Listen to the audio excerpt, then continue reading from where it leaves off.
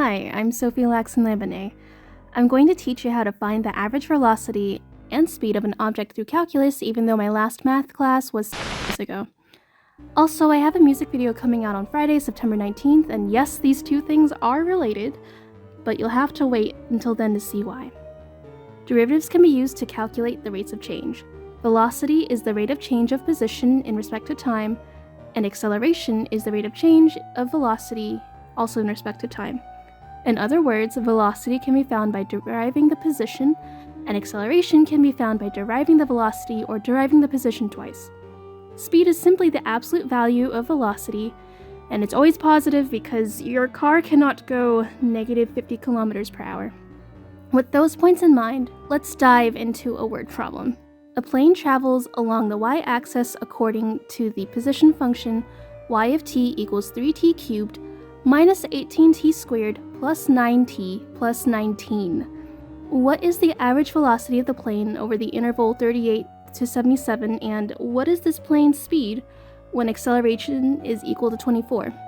So starting with the first part, to find the average velocity of an object, the setup is 1 over y minus x multiplied by the integral of velocity between your interval xy, all with dt. In this case, it's 1 over 77 minus 38 multiplied by the integral of velocity between 38 and 77.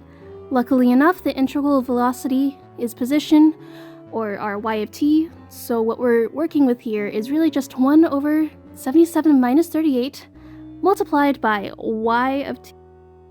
If you define y of t in your graphing calculator and punch that whole equation in, you'll save yourself from the steps I'm about to explain.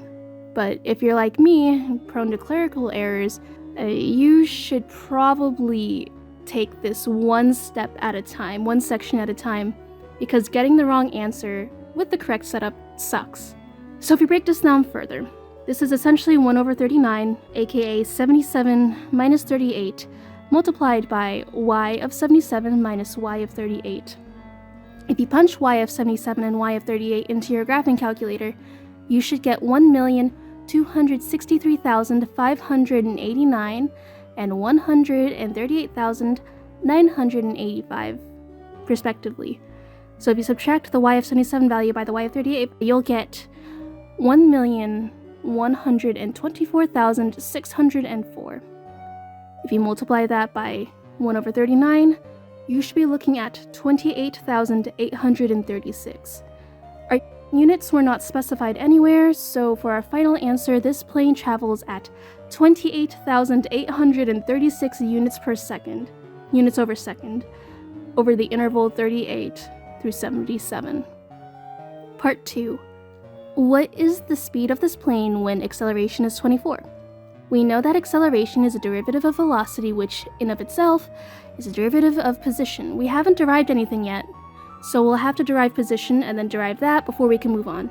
If you multiply the 3 by the 3, the 18 by the 2, the 9 by the implied 1, and the 19 by the implied 0, you'll get 9t squared minus 36t plus 9.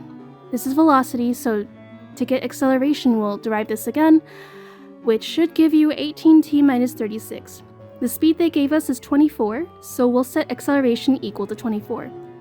We'll solve for t by adding 36 to 24, which results in 60, and subsequently we'll divide 60 by 18, which is 3.33, repeating, which is our t value. Now that we have our t value, let's plug that into our speed equation, which is the absolute value of velocity. So the absolute value of 9 times 10 over 3 squared, which is our 3.33, minus 36 times 10 over 3 plus 9 is 11. When acceleration is 24, the plane's speed is 11 units. And there you have it. I don't think I'll do this again, but anyway, I hope this helps. Also come back on Friday, September 19th to figure out why this whole math thing is relevant to this music channel.